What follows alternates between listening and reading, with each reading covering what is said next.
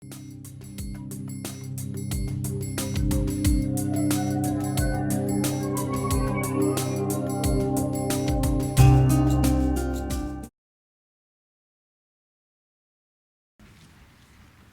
it's my pleasure to introduce Heidi Hauserman, who will come up to the stage. Heidi is in our Department of Human Ecology. She, too, as I introduced earlier, is on the planning committee. I was going through Heidi's publications and realized that if I could choose a dissertation, I might choose one like hers. And the title of it, or at least one of her publications, was Maintaining the Coffee Canopy, Understanding Change and Continuity in Central Veracruz. I live off of coffee from morning till about 3 or 4 in the afternoon, and I wish I could study something that I enjoyed so much. Heidi, come on up. A new light corner. No, but tell Petra, and then that's fresh water. Okay, great, thanks. All right, so it's a pleasure to introduce our afternoon keynote speaker, Dr. Petra Chakart. Petra finished her PhD at the University of Arizona the semester before I started graduate school there. And when I arrived in Tucson, I heard a lot about her charisma, her really exciting research, and her impressive dancing skills. But I didn't have the opportunity to meet her until I moved to State College in 2010 to work with her as a postdoc. Petra, of course, has an impressive academic record and is well known for her work on climate change vulnerability and adaptation among marginalized populations in sub-Saharan Africa. She's an associate professor in the Department of Geography at the Pennsylvania State University and holds a senior research fellow position at the Center for International Climate and Environmental Research in Oslo. Her research has been funded by various agencies and institutions, including USAID, NIH, and the Research Council of Norway. She has also received multiple NSF awards, including those from the Offices of International Science and Engineering, Human and Social Dynamics, and Coupled Natural and Human Systems. And all of this well-funded research has, of course, resulted in prolific academic publication in various venues, including journals such as Environment and Planning A, Climate and Development, Antipode, Global Environmental Change, Climatic Change, and Climate Policy. And I think the wide thematic range of journals and edited volumes that Petra has published in really speaks to her commitment to interdisciplinary research and the wide-reaching implications of her work. Indeed, her research is almost always centered around interdisciplinary collaboration, and she's one of the only people I know who could get a mineral engineer, medical doctor, chemist, geographer, and rural Pennsylvania public school teacher into a Land Rover together. In the last 2 years, Petra has played a key role as coordinating lead author for Chapter 13 and Working Group 2 of the IPCC's assessment report, and I suspect we'll hear a great deal about this exciting work today. And to close, I can finally attest from personal observation that Petra indeed possesses the amazing ability to dance to any tune, anywhere, at any time. So please join me in welcoming Dr. Petra Chakart.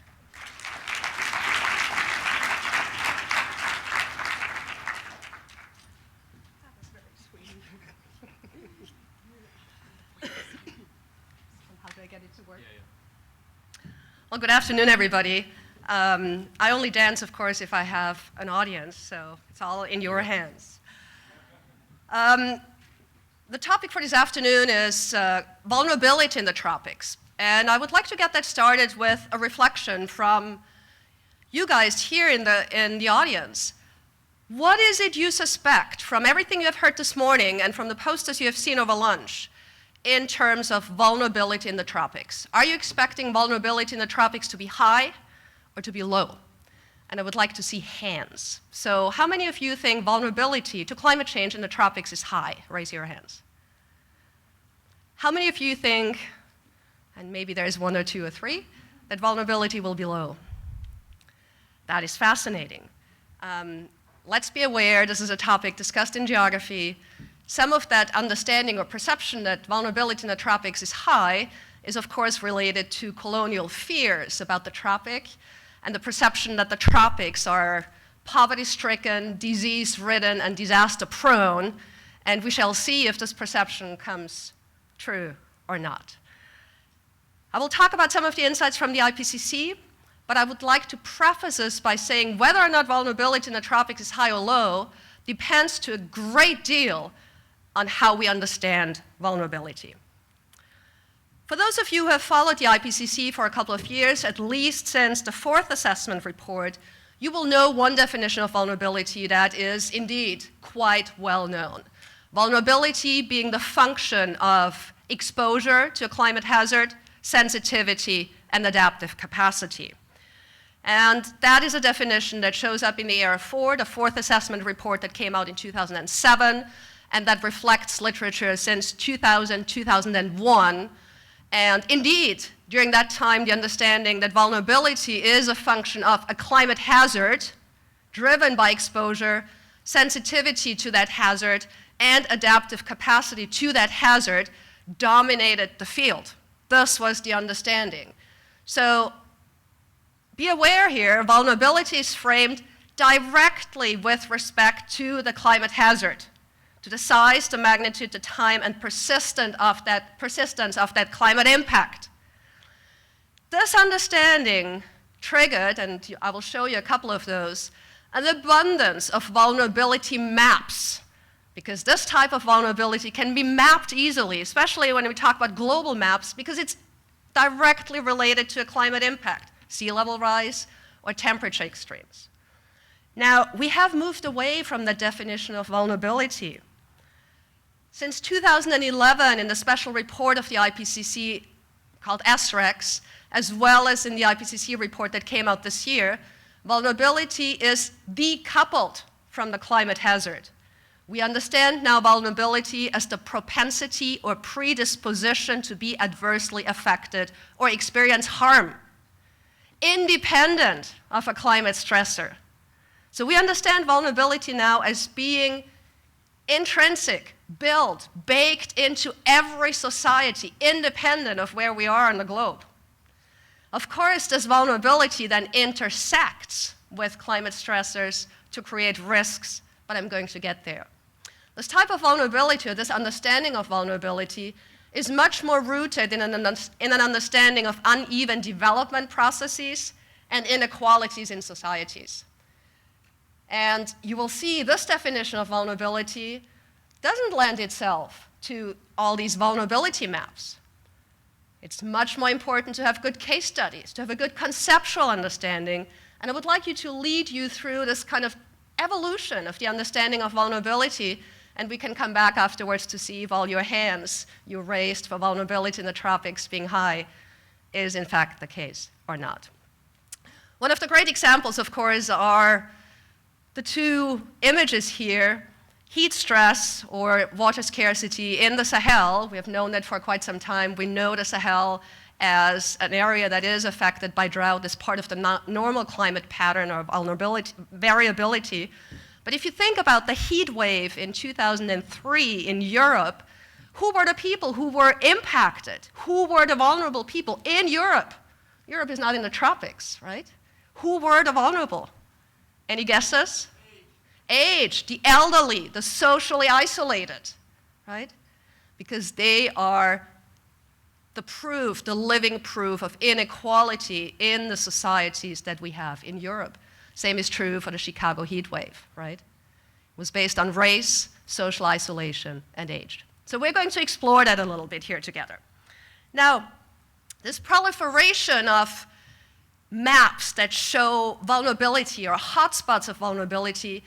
There's a wonderful summary article by Alex Sherbinin, just came out this year, that talks about these vulnerability maps, or the vulnerability hotspot maps, that were based on similar experiences that people made with biodiversity hotspot maps earlier in the 1990s.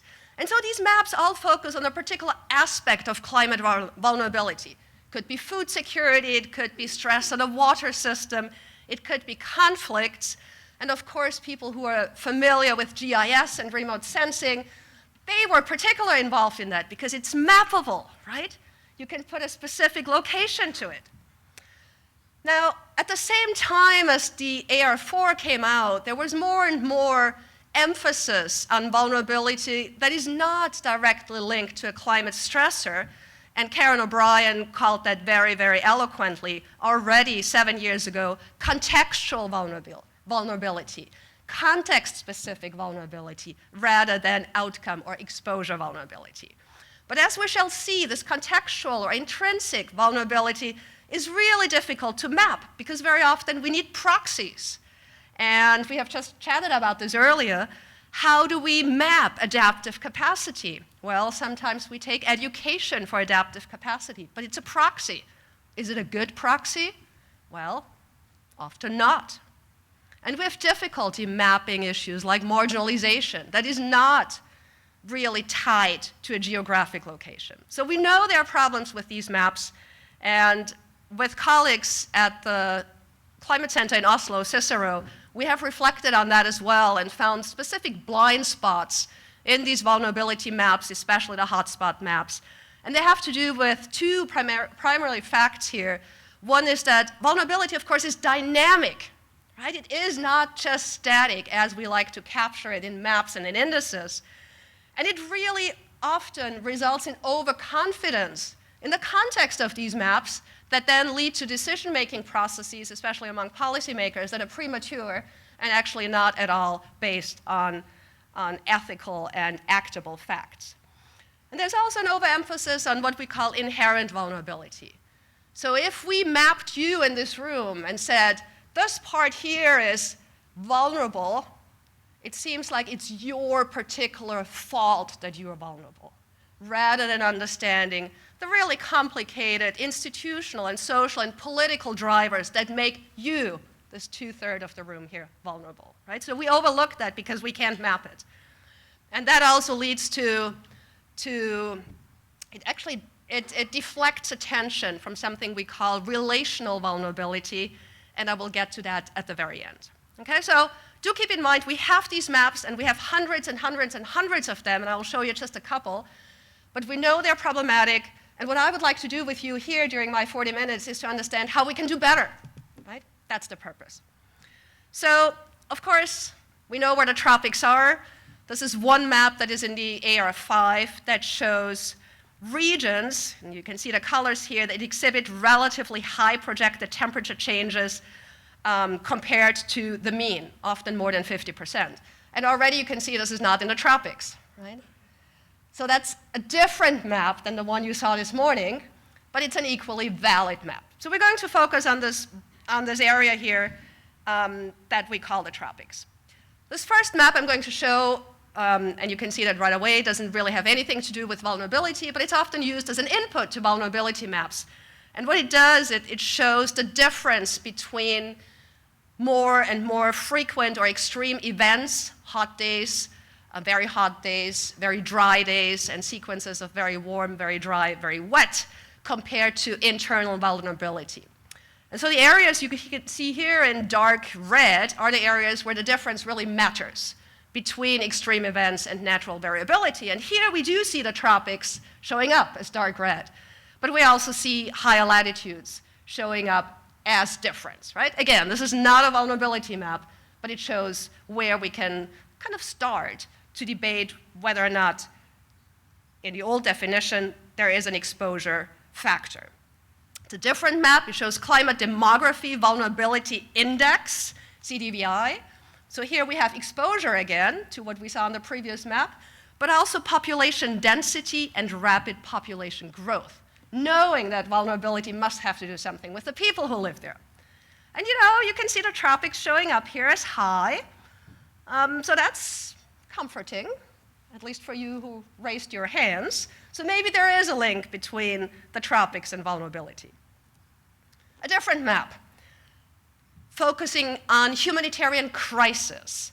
That's a map that was based on the World Bank hazards like cyclones and flooding and drought, and overlaid, no interaction implied here, just overlaid with different types of human, financial, economic, and natural vulnerability.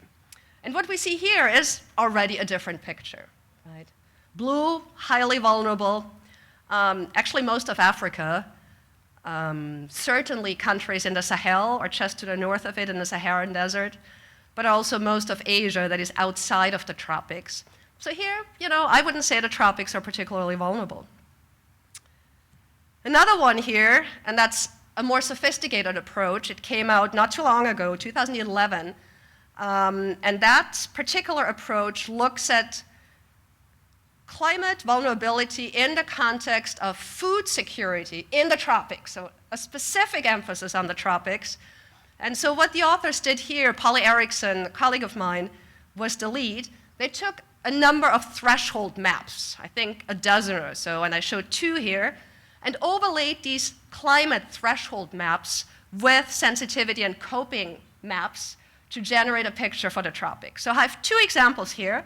One is temperature maximum flip around 30 degrees. Will the temperature flip?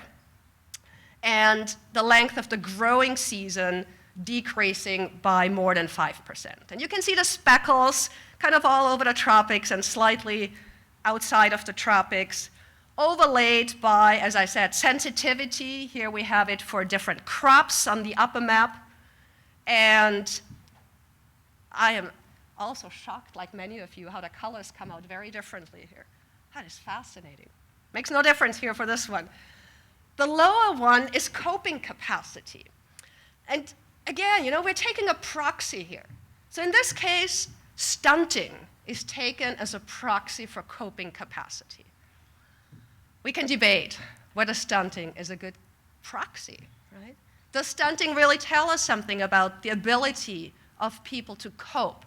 Well, it was taken as an indicator, and as I said, these various components were overlaid to create domains of vulnerability, and we have exposure, we have sensitivity, we have coping capacity or adaptive capacity, just like they were defined in the IPCC Area 4, and then we have high and low and various combinations of those.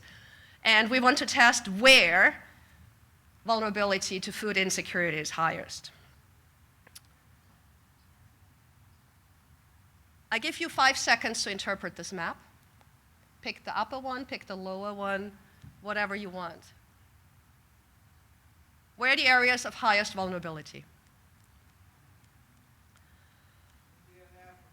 India and Africa. And that's maybe not even true, because India here as blue shows up as low exposure with low capacity. It's a map that is difficult to read. That's the point here, right? It's very sophisticated, it has various layers, but it's not so easy to read now and understand, identify very quickly where the areas are of highest vulnerability. And fair enough, these colors are not quite what I have here, but it makes no difference, right? It's not easy to spot these areas. Another map here looks at vulnerability profiles. And again, the colors may or may not be meaningful, but what you see right away is that we have barely anything in the tropics, because this particular vulnerability profile was directed towards dryland smallholder farming systems.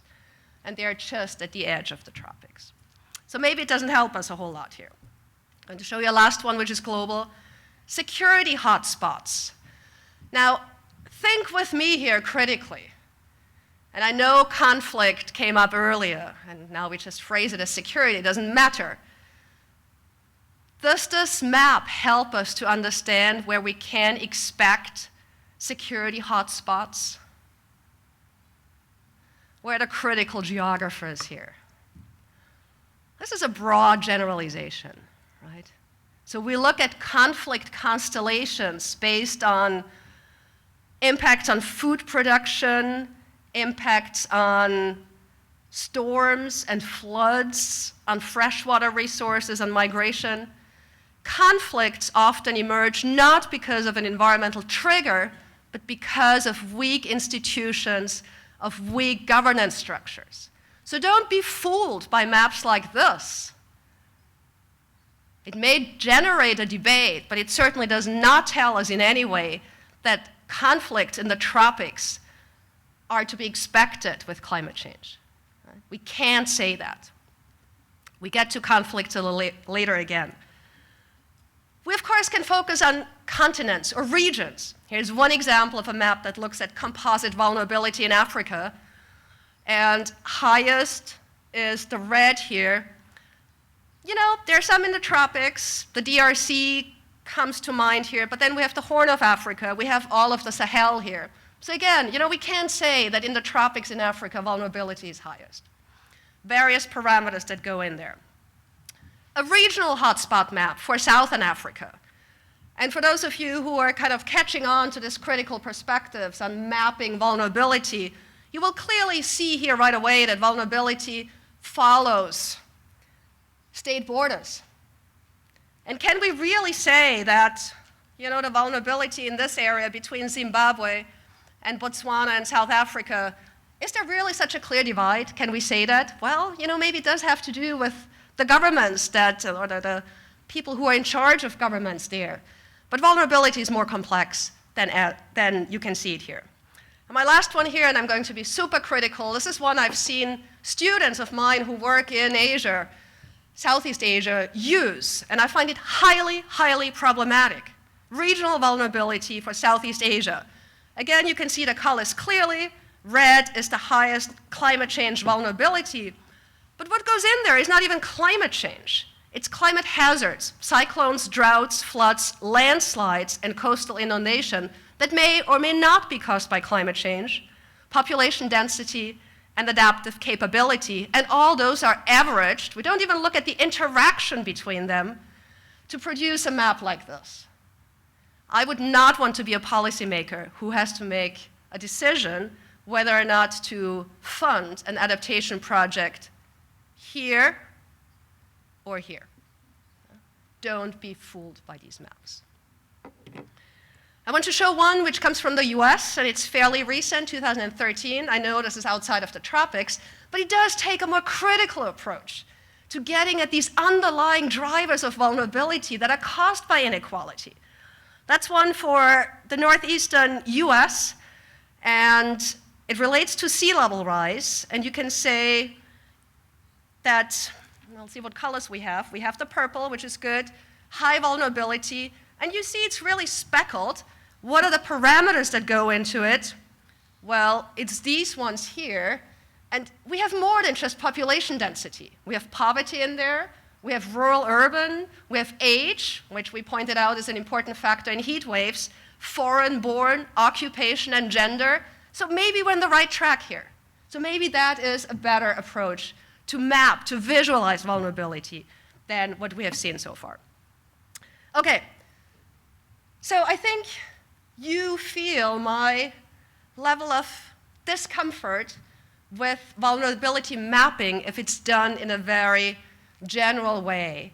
And the question is, can we do better? How do we have to highlight vulnerability that of course exists? How do we do that? Whether it's visually, whether it's conceptually, what is it we can actually say about vulnerability in the tropics and feel comfortable about it and make decisions based on people who are really vulnerable or sectors and enhance their adaptive capacity. So, the challenge here is that we want to focus on social vulnerability, and we don't quite know yet how to best do that. Can we really take poverty as a proxy for adaptive capacity? Can we understand what poverty means? And what metrics we may want to use when we think about poverty or think about using poverty as a proxy? I have two maps in here, and we've used those in our chapter in the IPCC, Livelihoods and Poverty. So let me just explain, and that has to do with metrics of poverty. The most common poverty metrics is, of course, the International Poverty Line, World Bank, $1.25 a day. And so what you see here on the x-axis is populations per country that are beyond the poverty line as it is specified by the World Bank. And then we have an alternative measure of poverty called the Multidimensional Poverty Index that came out just 2010 by the UN that looks at other drivers of poverty, not just economic drivers. And I will show you an example in just a second. What we would want, of course, is that these dots that all show countries meet on the axis between these two measures. And of course they don't, right? If you're Niger, the country Niger, you may have 40% or maybe 45% of your population below the poverty line according to the World Bank standard. But if we use the Multidimensional Poverty Index, it's almost 100%. That makes a difference, right? Also, these standards don't tell us anything about how far a population is from crossing the poverty threshold, right?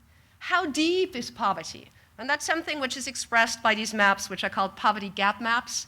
And you can see two examples, one for Malawi, one for Vietnam.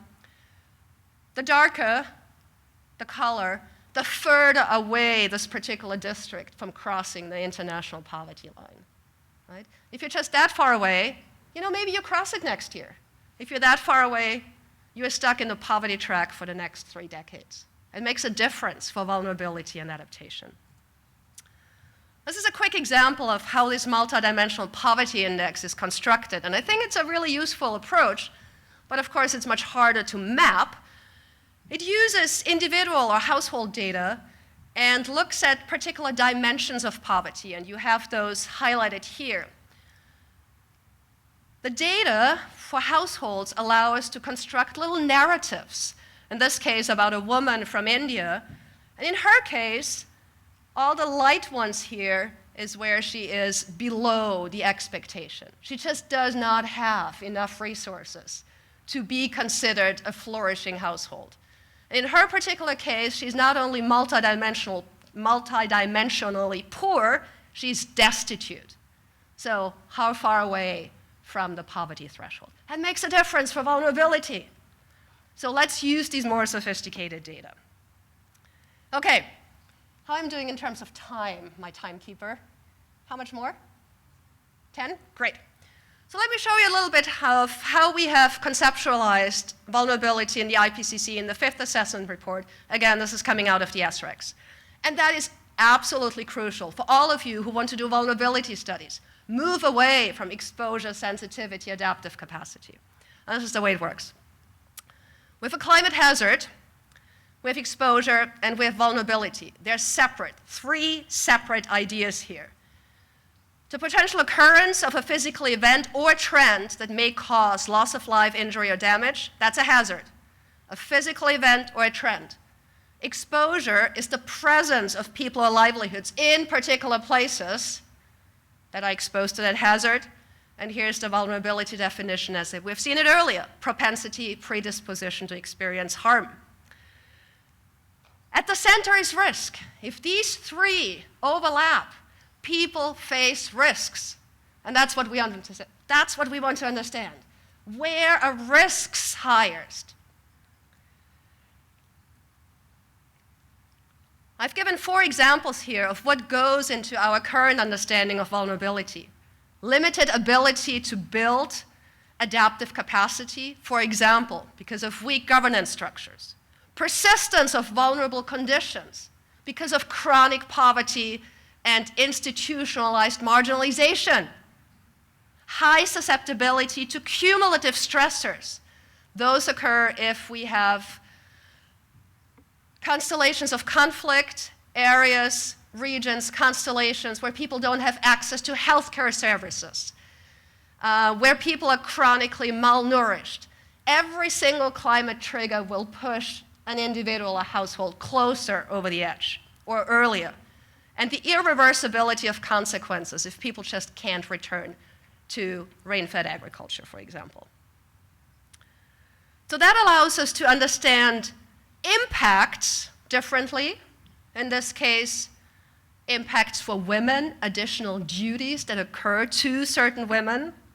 And it allows us to understand risks, in this example, from heat waves or heat stress.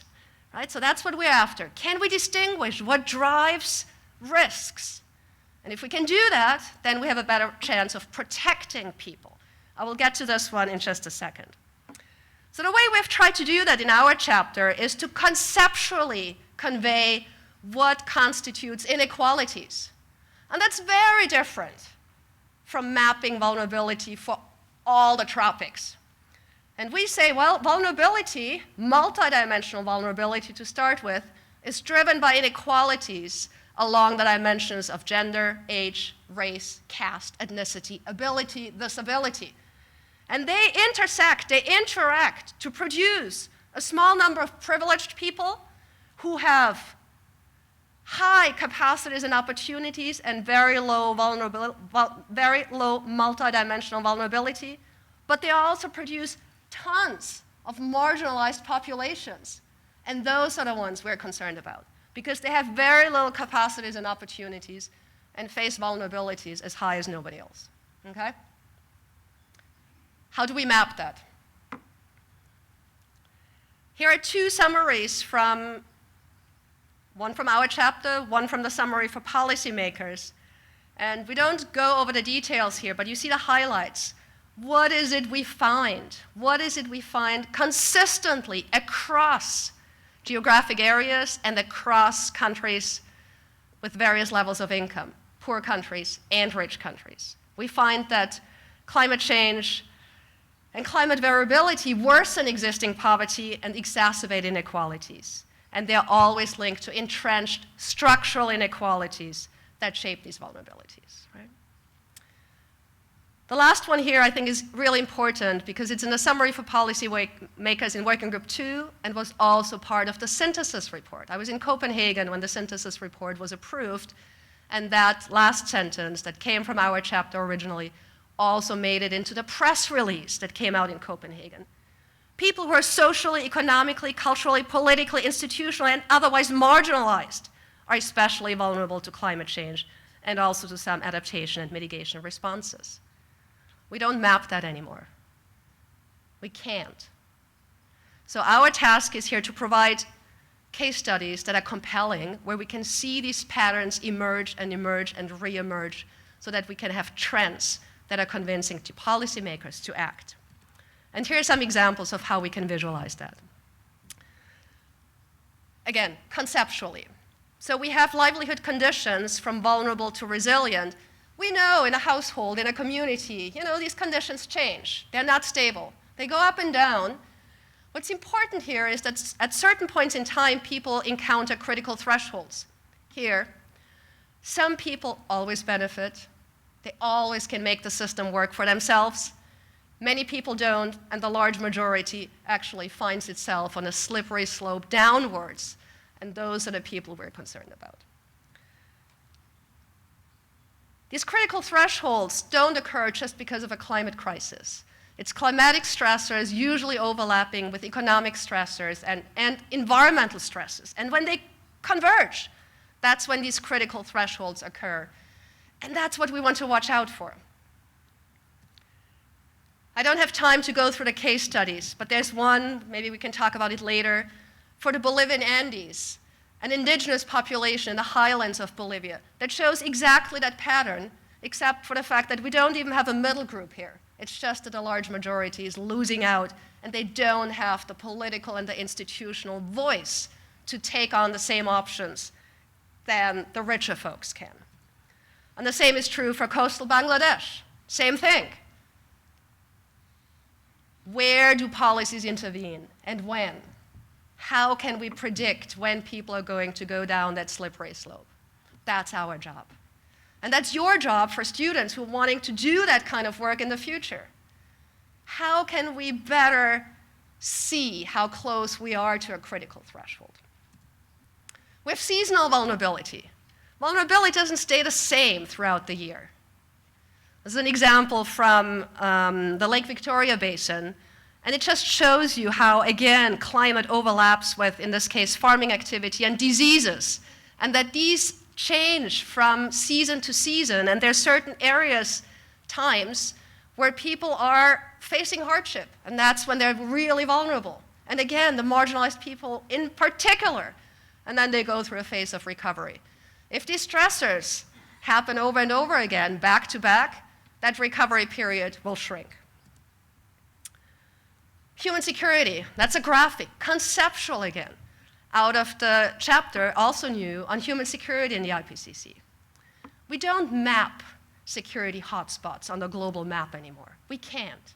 but we can show how dimensions of livelihoods intersect with cultural change, with conflict, and with migration and mobility in response to climate stressors and scales of insecurity.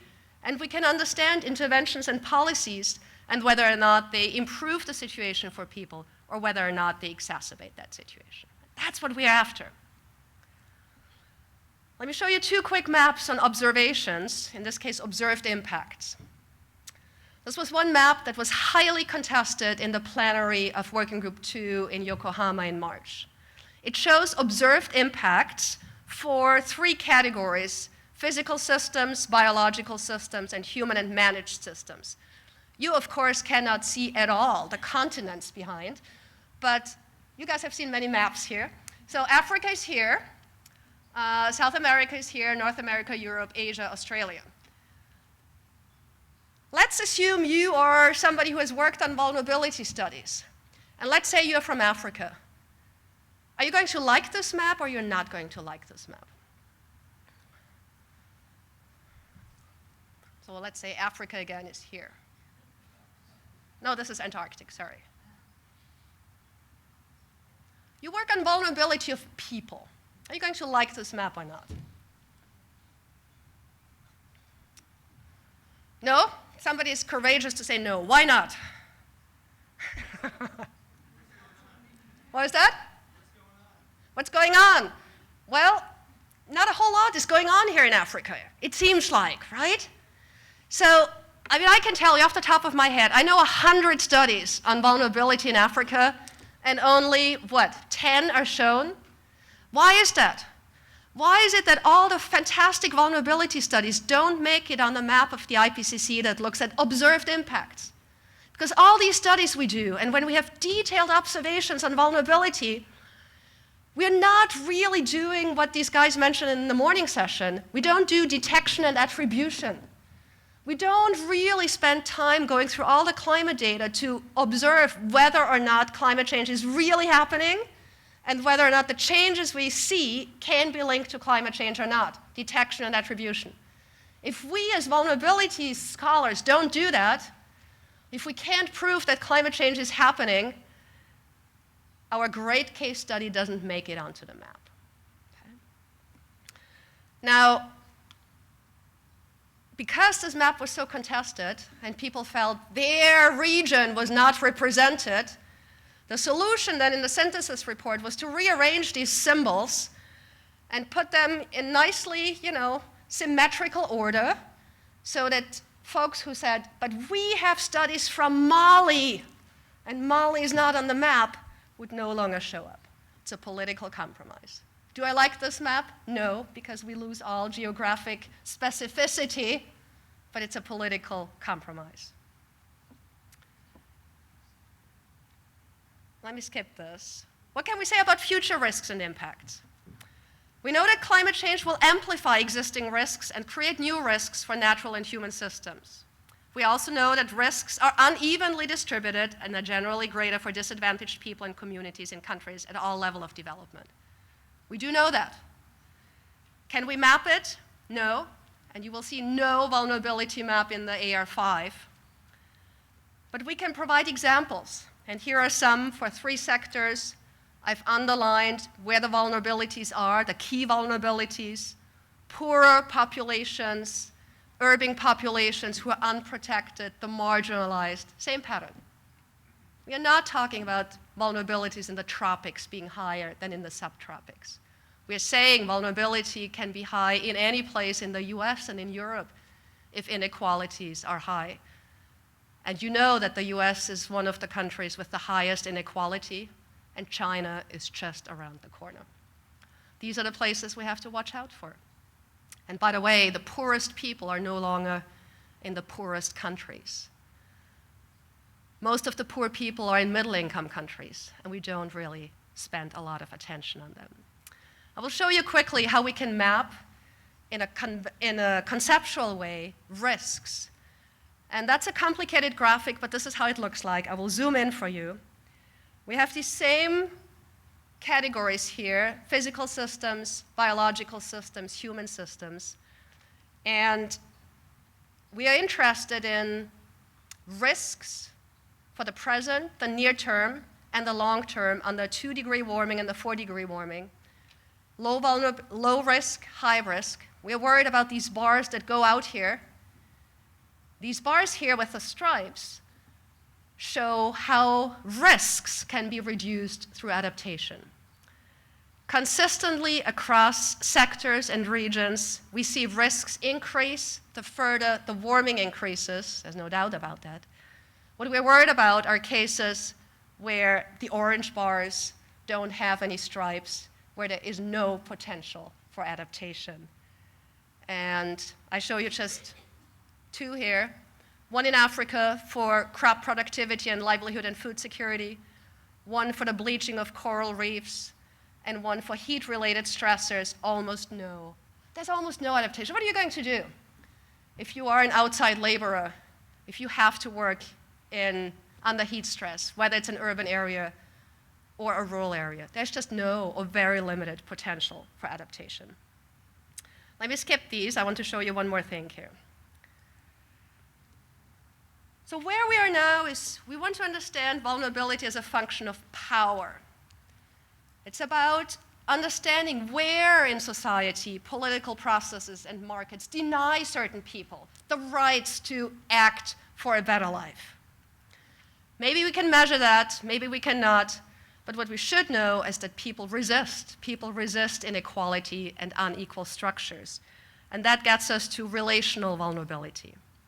We have written a paper on that shows that we're not concerned about vulnerability in the tropics. We're concerned about the imbalance between harm and flourishing as a relational dysfunction. There's something wrong in societies if the gap between the rich and the poor increases and increases. And if we just focus on geographically specific impacts of climate change, this lens, this focus obscures what we call the unequal geographies of power. And this flourishing of some, the few, the elites, happens at the expense of those many, many, many who are disadvantaged. Simultaneously to our publication, there's another one that came out in Climate Change that looks at a case study in India that points out just that fact. Just that fact, how richer people take advantage through creating debt among poorer people, and how in that way the vulnerability is perpetuated. And it's not poor people's fault. It's because of the relationship between the richer people in the same location who take advantage of poorer populations. And I'm done here by concluding, vulnerability is no longer a useful concept in regional contexts. So everybody who raised their hands by saying vulnerability is higher in the tropics than anywhere else, we cannot say that. That's not what you asked. What did I ask? You asked if vulnerability was high in the tropics. High or low? High or low? Yes. It wasn't relative to other places. Fair enough. And that's exactly what I wanted you to do. It's high, maybe, but is it higher than anywhere else? We can't say that. And I convinced all of you. I have achieved my mission. Great. As long as we stick to regional conclusions, we actually obscure the narratives that lay behind, right? We solidify these simplistic narratives rather than unpack them. What we need is a multidimensional, dynamic, relational understanding of vulnerabilities across all societies. We need to reduce vulnerabilities where they exist, there's no doubt, and it's a precondition for adaptation. However, we also realize that persistent inequalities, persistent poverty, chronic poverty and vulnerabilities create limits to adaptation, and that's the most dangerous and problematic ethical dilemma we have on the social science side of climate change. Thank you.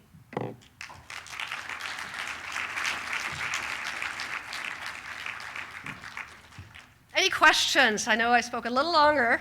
It's so exciting. You're right on time. Fabulous. And I'm going to leave you alone up here because you look perfectly capable of handling this content. Thank And you this for is your a trust. fresh glass of Lovely, water, too. I'll take it. And I would really, really like to hear from the students. I know there are many students here. Some of you work on vulnerability. Be courageous. Come up here, let's embark on some debate. Wonderful. Thank you.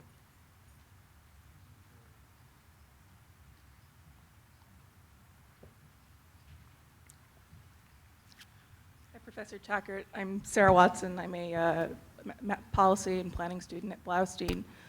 When it comes to creating these maps, how do you get the people who maybe are not necessarily, I guess, understanding of the nuances at a regional level or at the micro level? How do you get them to do maps that are, good?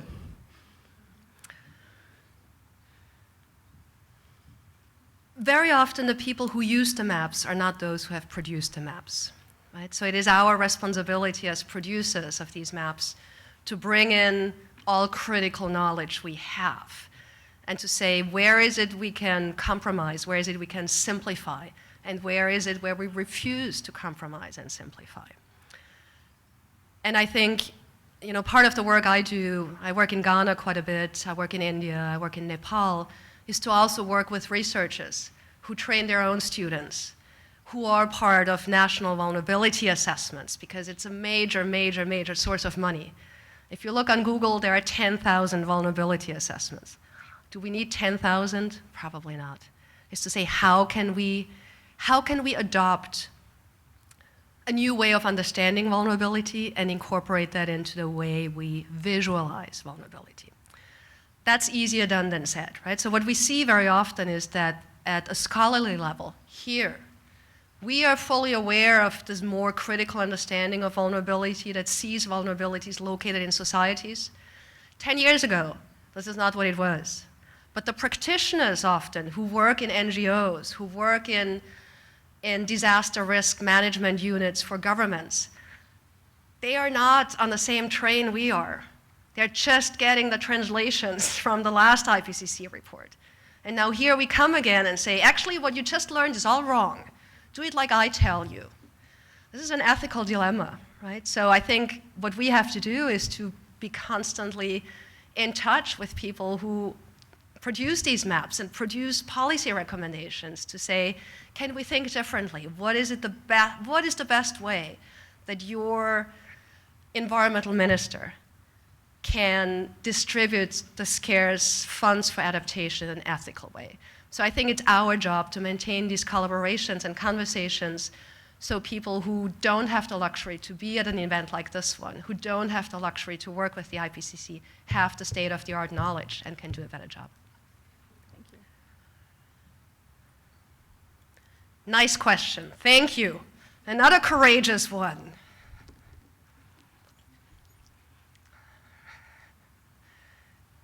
Yes.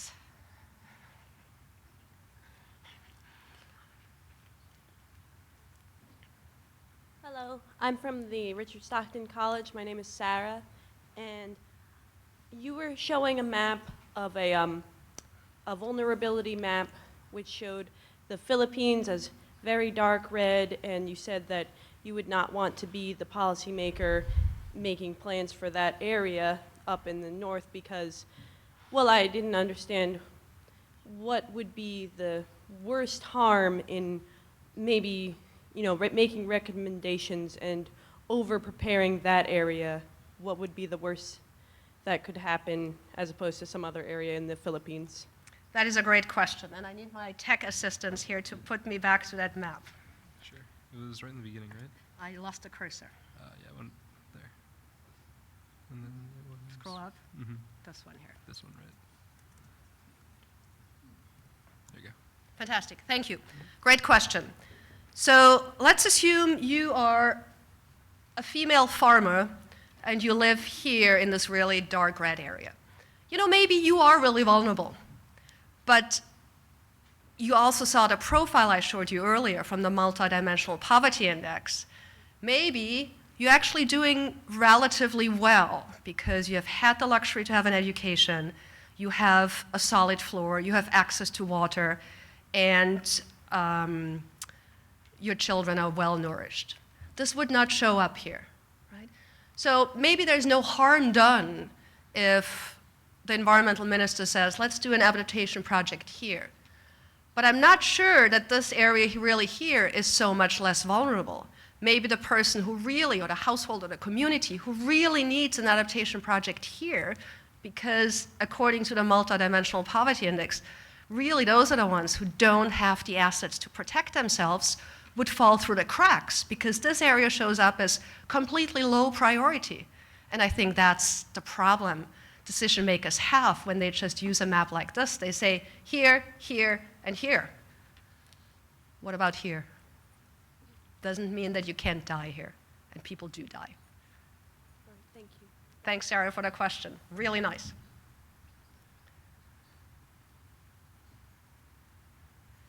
One more, two more, great. Just a quick one. Couldn't you apply the same logic you're using to the Millennium Goals? Let me repeat that. Couldn't I apply the same logic to the Millennium Development Goals? Which particular logic? That's the certain nuances are not captured? It's very hard to do. Basically, you're saying it's very hard to map out these things and determine programs and point people in the right direction. That's why the Millennium Development Goals are revised now, and we're going to have the Sustainable Millennium Goals starting sometime next year. Remember, the Millennium Development Goals were supposed to be reached in 2015. Some will be reached, many will not, or certainly not in depth, maybe on average. But you know, averages are tricky.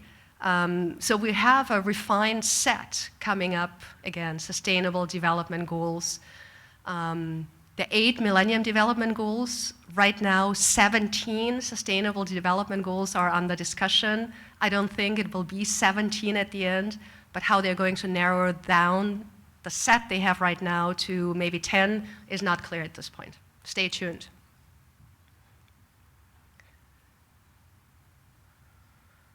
Hello, I'm Marian Thorpe, and I'm a student in cultural anthropology here at Rutgers.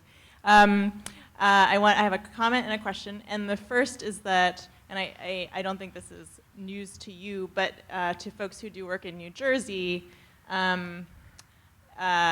your comment that vulnerability maps on to larger societal inequalities is an observation that environmental justice folks in the US have been making for decades. So for folks who do work in New Jersey, I think your work is really relevant to that, and it speaks to the need to connect with what environmental justice advocates are doing within the US. My question is, the maps serve a utility for NGOs, right? For the funders who are looking for an easy way to pinpoint where they need to be sending their money. So it speaks to a need to educate, your work speaks to a need to educate funders to say, look, we need to be more nuanced about this. So I was wondering if you could speak to that, and if you could say if we're seeing a greater sophistication in how funders are understanding vulnerability in their work. Great question, and I get a sign that says out of time.